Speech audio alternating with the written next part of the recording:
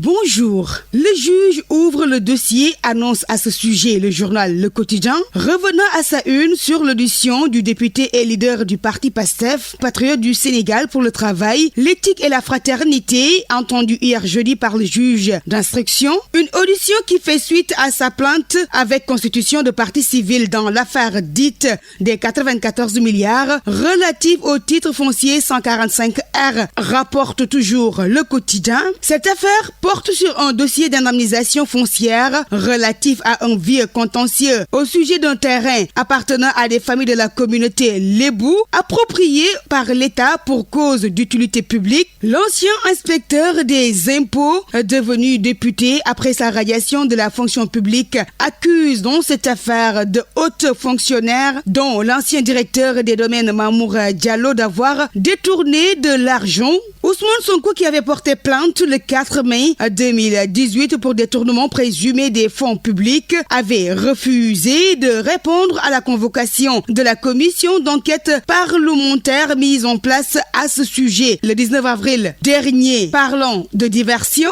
finalement, Ousmane Sonko, auditionné par le doyen des juges, affirme avoir confirmé à la virgule près tout ce qu'il sait de cette affaire, rapporte le journal Vox Populi. Et sur ce, le leader du PASTEF ne semble pas être ébranlé par ce qui va se passer aujourd'hui à l'Assemblée nationale avec la plénière sur l'affaire dite des 94 milliards, parle de théâtre et de mise en scène. Et tout juste après son audition, le leader du PASTEF a filé directement vers le siège de son parti. Devant ses militants, il a encore défié le régime dans cette affaire, relève l'Observateur. Sonko persiste et maintient ses accusations de détournement dans cette affaire foncière, alors même que ce dossier sera au menu de l'Assemblée nationale prévu ce vendredi, selon Sud Quotidien. Poursuivant toujours, les militants de PASTEF se disant convaincus que l'État du Sénégal veut liquider politiquement Sonko, assurent être prêts à donner leur vie, indique Le Quotidien.